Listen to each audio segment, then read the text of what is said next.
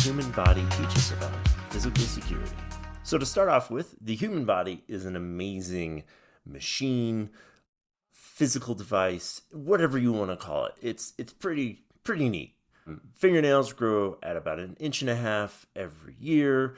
There are over 50,000 different individual microbes, bacteria, different types of bacteria within the human body. The brain does everything it does throughout the entire day, working on only 20 watts of electricity on average. The human genome can store up to 750 megs of information in just a single strand of DNA, making it one of the most dense information storage platforms there is. And there is a lot more really cool stuff about the human body. Things that, like, small intestines are the largest internal organ and can stretch across the planet and things like that. It's really cool. But we have a ton of security features in our own bodies. So if you think about it, all of our internal organs, all the important things, are encased in a skeletal system that is also protected by a muscular system that is then also protected by another organ called your skin, and we're able to move and protect and focus on the organs, and even our organs can feel things. And kind of one of the more peculiar things about the human body is that the eyeball is not actually seen as a part of the body according to your immune system. And so there's just a lot of different aspects of your body that are really cool, and that your body does to protect itself. The best description of the human body, I think, is that we are a squid piloting a skeletal robot powered by muscles and protected by skin. That is kind of the best description of the human body that I can think of. And a lot of the body does is to protect itself. Again, we have a lot of different things that protect ourselves. One of the things that is best emblematic of this protection is the fact that the human body can heal itself. We can, even if we do, we can heal ourselves and heal ourselves not only from external threats but internal threats, and it's really great. But, what is this? I'm not going to go into a whole lot. I'm not going to be like a Natural Geographic or some weird video that you're going to get recorded or shown in your 4th grade class. Now, I just want to kind of highlight the point is the human body has a lot of security features to itself. We have bacteria that helps protect us. We have white blood cells that can find infection and fight it. We have fevers to kill bacteria to make our bodies inhospitable to bacteria. And in fact, when you get sick, the reason why you feel bad is because your body is defending itself, not necessarily because the infection or whatever is making you feel bad. It's actually your body that's doing all of that. And so there's just a whole lot that your body does. And to kind of figure out how your body protects us and what it does to help guide or not guide, but help secure itself and everything, you have to understand how it all relates to security as a whole, and cybersecurity specifically. You kind of have to understand some things about security. And one of the things that, if you're going to go take a security test, whether it be a CISA, CASP, Certified Network Defender, Certified Ethical Hacker, or CISSP, you're going to get introduced to the concept of types of security controls and what security controls are. And so security controls, kind of self-explanatory. These are methods of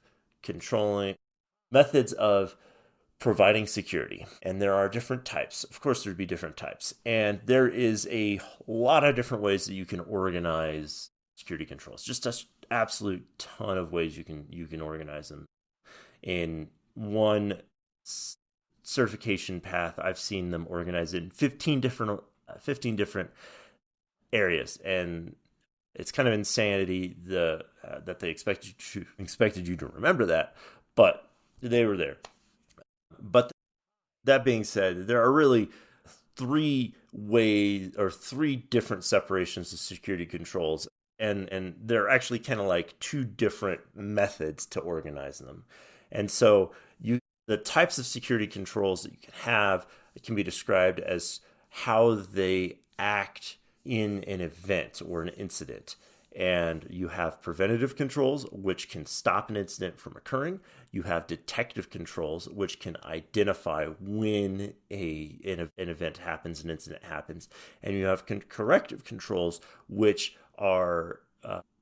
happen after the event. They are the things that are analyzing what happened and how we can best make sure that that doesn't happen again. The other way you can implement security controls is physical, meaning you actually prevent things from getting in. Administrative, meaning this is how people operate within the organization. And then you have technical controls, which is what are people actually allowed to do their machine, and what can we do to basically facilitate box their control or access in. And the human body kind of has the same thing. Physical controls, we have the ability to heal ourselves from cuts, and we can fight infection at the surface of our body. But when stuff also gets in, we have the ability to kind of protect where stuff goes. If you get a foreign object into your body can expel it or create a safe area around it so that the rest of your body doesn't actually get harmed by whatever it is that's in there. We also have administrative controls, meaning, things like the pain reflex and things like that, making sure that you don't hurt yourself even further. And then you do have technical controls inside of your own body, things like your fever when you get sick and coughing and all of that. Those are all technical controls to help protect you and your body in the event of a breach, of an incident. So, what does this mean for us with security? Well, just like with our body, you don't want the most sensitive stuff on the outside. You don't want the stuff that's going to ruin your organization exposed directly to the world. And not that I've ever seen this before, but if you have a building, you wouldn't put your data center on the outside. If you have a building, you wouldn't even put the data center in the lobby. You wouldn't have it just exposed out there. Although I have seen some organizations have their data centers pretty close to their receptionist, which is interesting. But all that being said, you have these different controls that exist to protect you, and you have to implement them in a way that will protect the most sensitive aspects of your organization. Just like your body, your brain is located at the top of your body, encased in a structure that is intended to survive massive impacts, and really sharp objects can't get into it. It's protected by all of the sensory and detection schemes that your body can identify. It's got your eyes are next to it, your ears are next to it, your sense of smell, your sense of taste, all sort of exude from this one area known as your head, where your brain is, and that is to allow you to protect that aspect of your body, because your brain theoretically is the control center and needs to be protected at all times. If something goes wrong with your brain, it can have disastrous effects on the rest of your body, just like your data center. When you're creating a data center for your organization, your implementation and your placement of that data center kind of depends on the layout of your organization, the layout of the building it's going into, and how your organization operates. But there are some pretty hard and fast rules that you want to follow when deploying a data center. First off, you want it nowhere near the outside of the ground floor. If your data center is on the ground floor, it should never be accessible via window. Whether broken or not, it should never be accessible via window. You want your data center in an interior room with no windows. Moreover, you want your data center someplace where it is harder to access. You want your access control to the data center to be you want it to be more thorough access. You don't want to have just one layer of security between your data center and the outside world. Some organizations think that it's sufficient to only have a single locked door between the data center and the public, and that's not okay. You need to have several locked doors between it. You need to have several different kinds of security between it. One of the data center standards that you can follow, frameworks you can follow, is called SOC 2, which it's a very strict and thought out way to protect your environment, your data center specifically. And so the physical security controls that you can implement for all of this is there's a list a mile long. And just like your body, there are a ton of controls, that your physical controls that you have in place. And so the implementation of these security controls, again, is going to depend on your organization and how you're trying to fit this within your environment. And so we'll focus on the data center because it's a really good focused singular room, but you can apply these same rules and kind of scale it out to the rest of your organization depending upon how secure you need to be.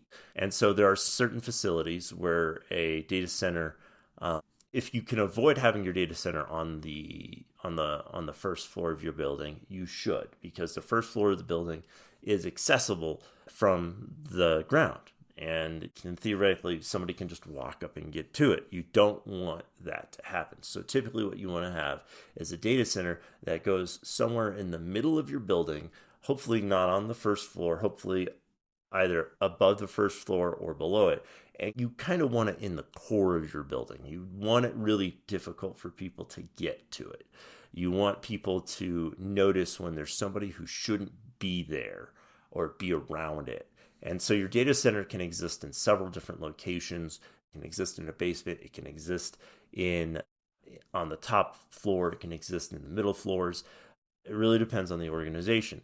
And it kind of depends also on your likelihood of disaster. So in Houston very regularly floods. I wouldn't put a data center in a basement in Houston because that's the last thing you want, is a wet server room.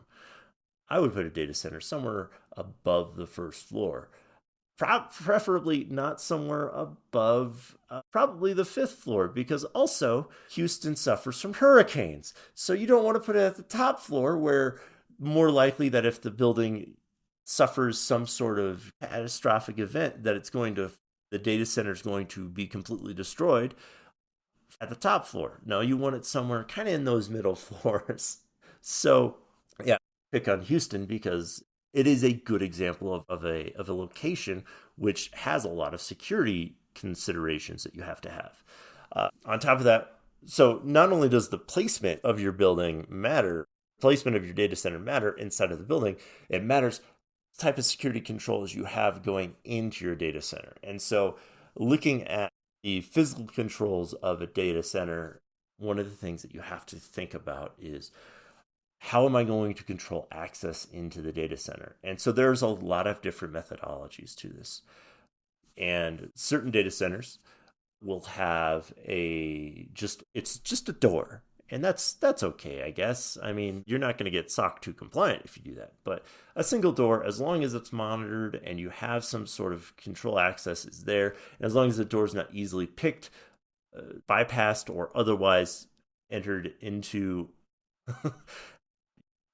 It's okay, height. Not everybody has to be super high security, but there are some considerations about that door and how you have your room placed.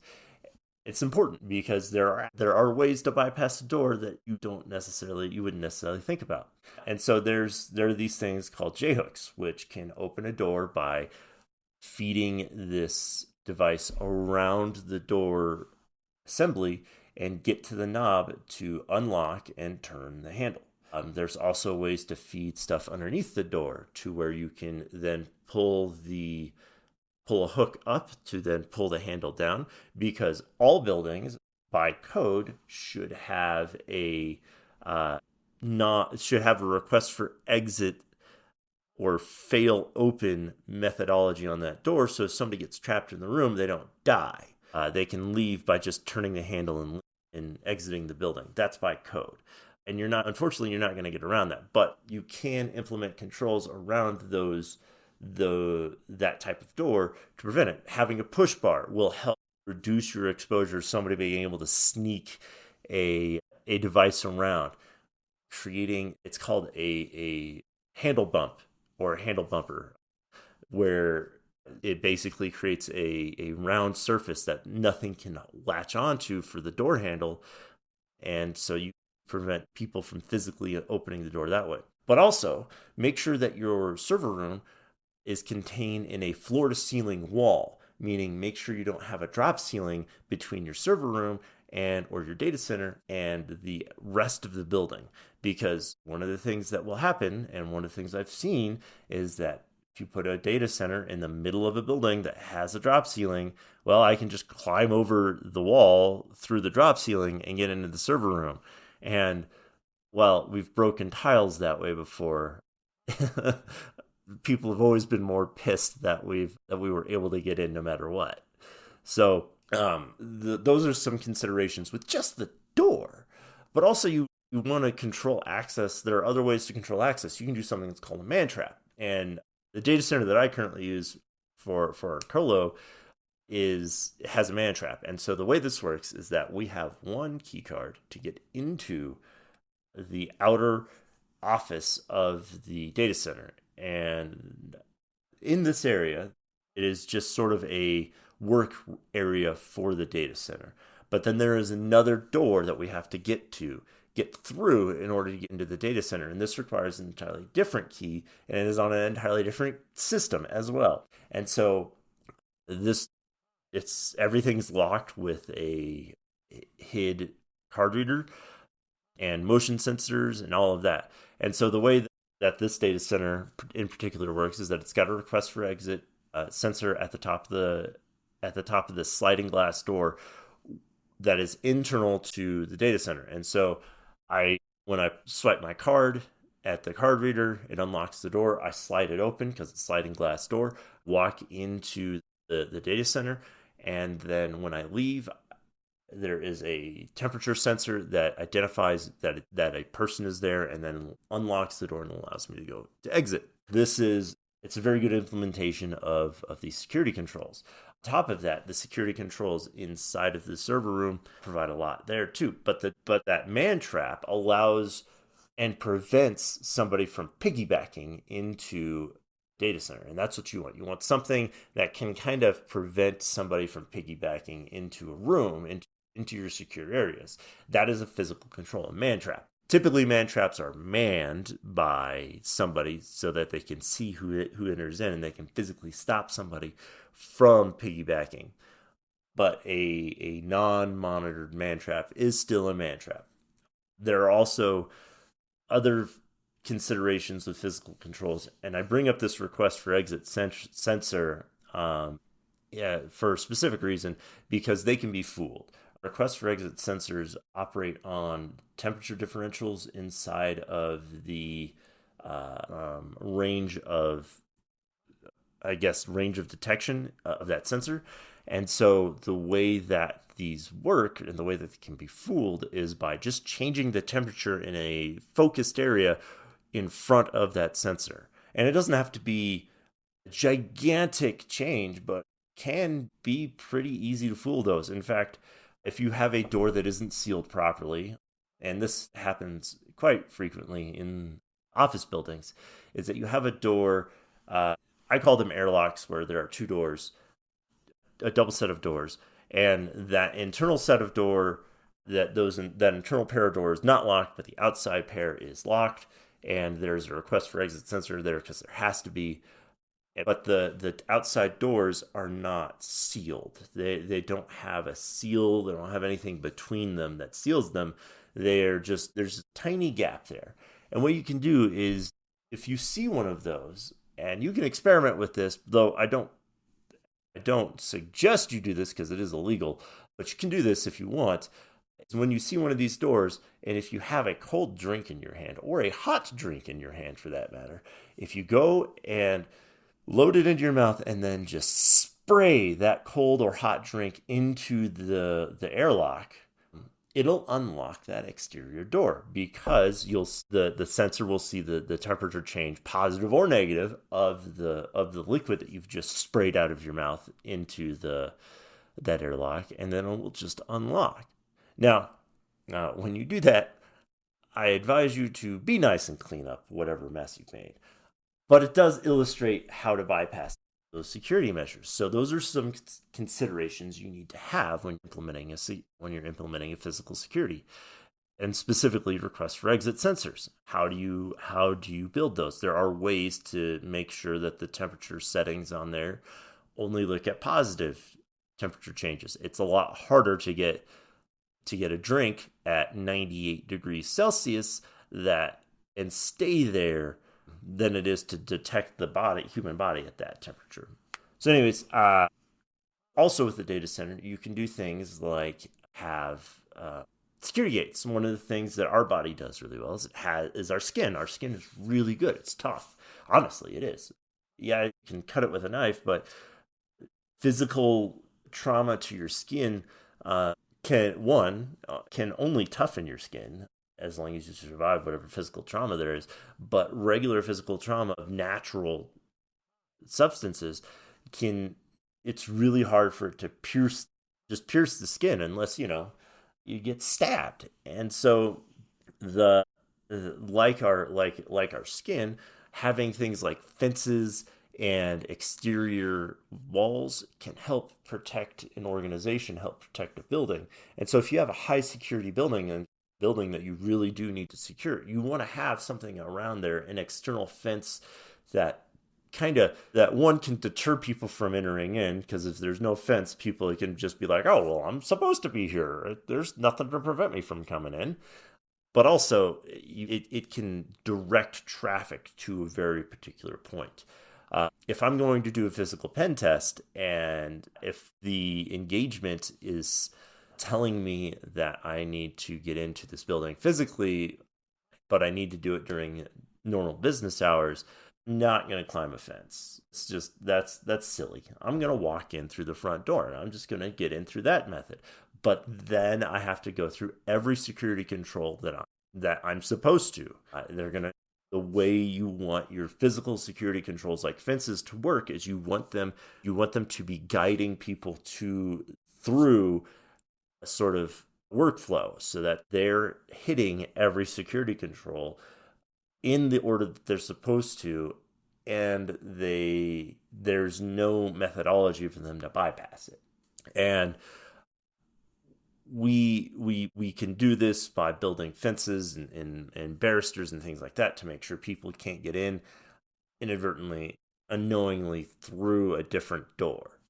So fences are a really good consideration. You want to make sure you understand where your fences and walls can be placed, and where they should be placed, and how they should be placed, and if there should be any additional features that your fences have. If you have a consideration for your area where you absolutely do not want people to come in through any other method of entry other than the front gate, then yes, doing things like razor wire, barbed wire, whatever, on the top of the fence, on the top of your wall, that is a viable option. It looks terrible, looks threatening as shit, but yeah, that is a viable option.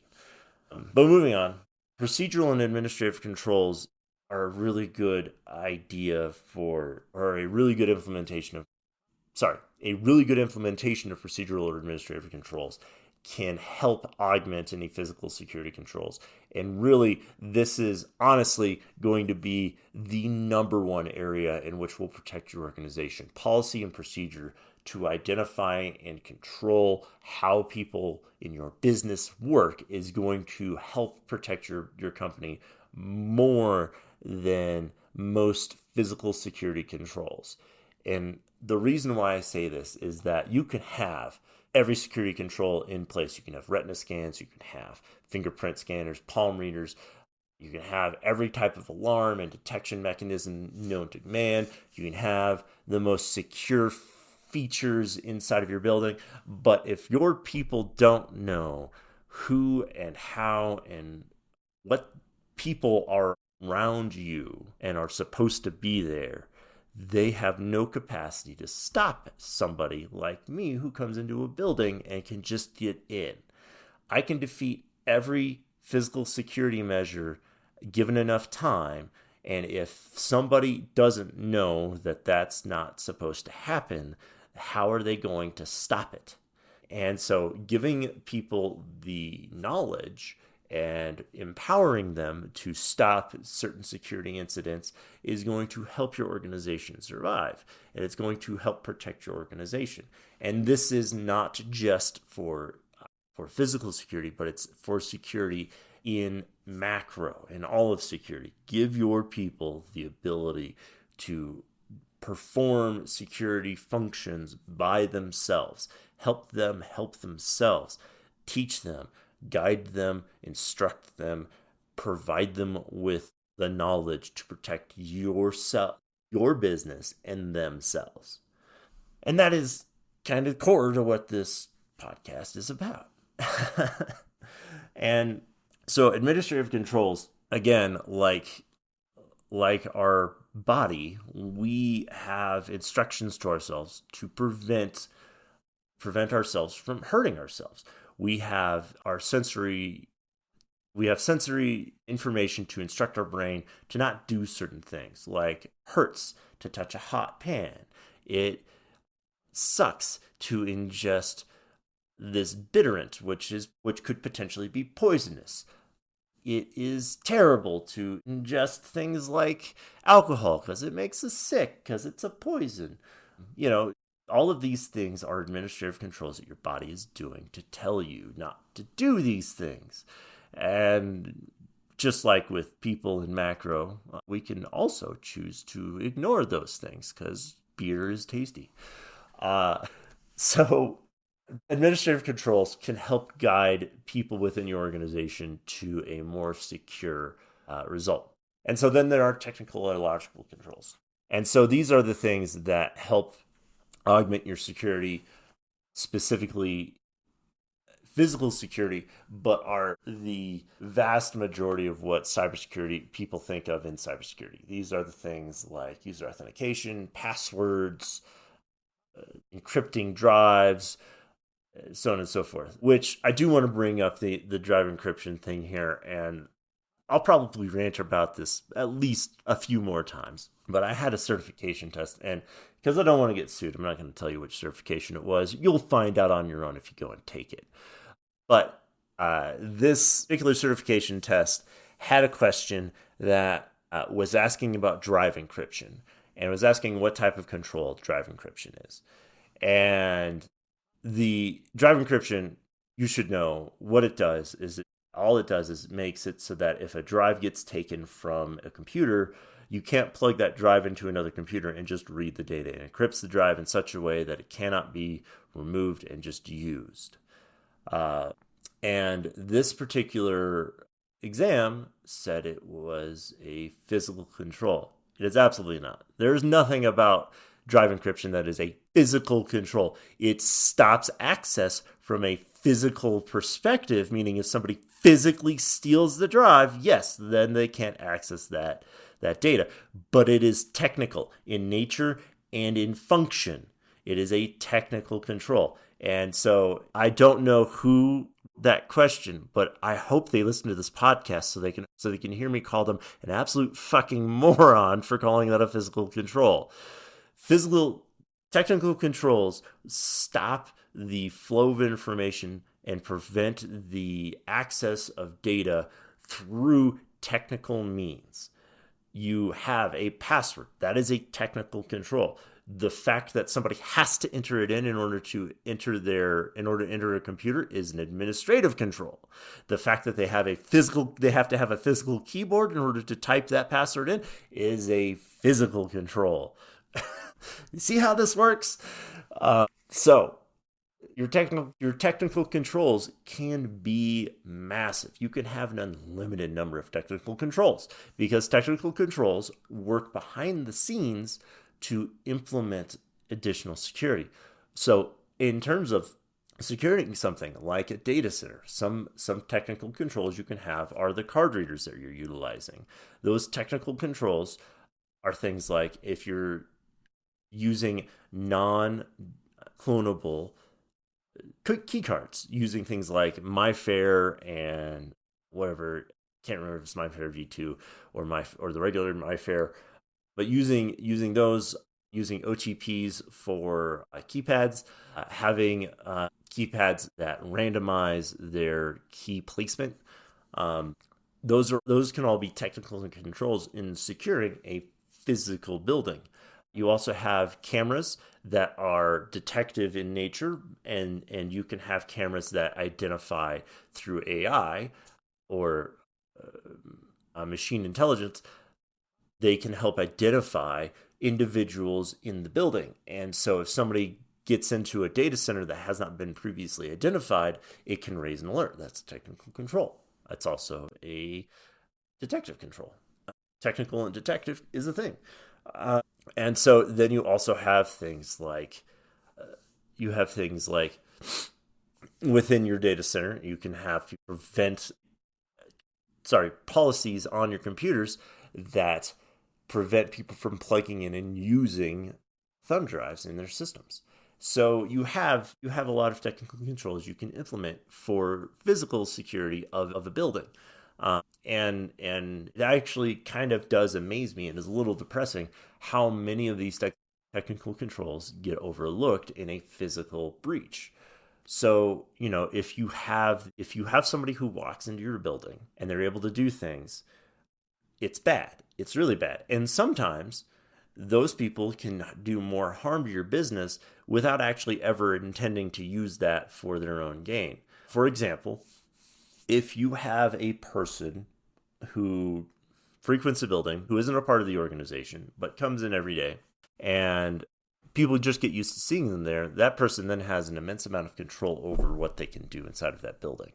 So one of the gaps that I see most often in organizations is that they have network ports scattered across their building, and some of them are in open access areas and in public areas. And these ports are configured to allow traffic to the internet. And sometimes, actually a majority of the time, these ports will get forgotten and they won't get configured properly.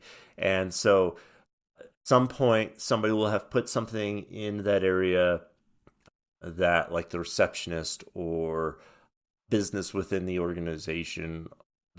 within the organization needed to have access to the internal network from that port, whether it be a kiosk or desk or something. They needed that port to have access to the internal network. And so that port will get configured, and then when they remove everything, they'll forget to reconfigure that port. And so then somebody who's frequenting the building, who may not be a part of the organization, can walk up and plug their computer in and get the internal network access. That is one of the most frequent problems I see on there. And there are a lot of different controls to protect against that type of attack.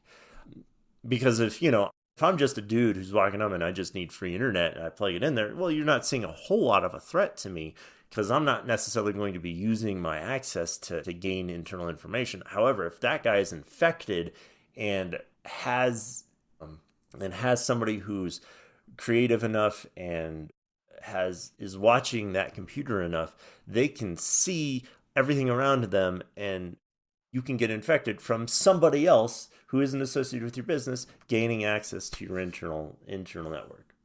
So there are ways to control that access. There are additional technical controls you can implement to stop that type of attack, whether it be port monitoring or a network access control, or making sure that you have configured your stuff when you pull things away. That's an administrative control.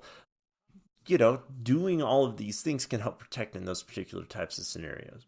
So anyways, in an organization protecting itself, again, we have to look at this like the human body. We can look at this like the human body, rather. And one of the other things that the human body does that is sort of a technical control is it does a fever. There's a fever that your body can do to kill or make your body inhospitable to bacteria and infection. And so one of the ways that a business can do this is if a business has an insider who is malicious, making it untenable for them to be in that organization. Firing them obviously is going to be the best, but if you can't figure out who it is, if you can't do certain things like that, there are methods that you can utilize, controls that you can implement to prevent them from harming you. And some of them are administrative in nature, but some of them are technical as well. And one of the administrative things you can do is called rotation of duties. So you have people who have sensitive tasks that they perform. And what you do is you force them to do another job or force them to take vacation, so that way somebody else has to do their job. And the intent on this is to, one, make sure that you have coverage in case of an emergency, but two, if there's something that person has set up that is harming your business or organization, that the person who takes over for them can detect it and then stop it and reduce the exposure, reduce the threat of your business.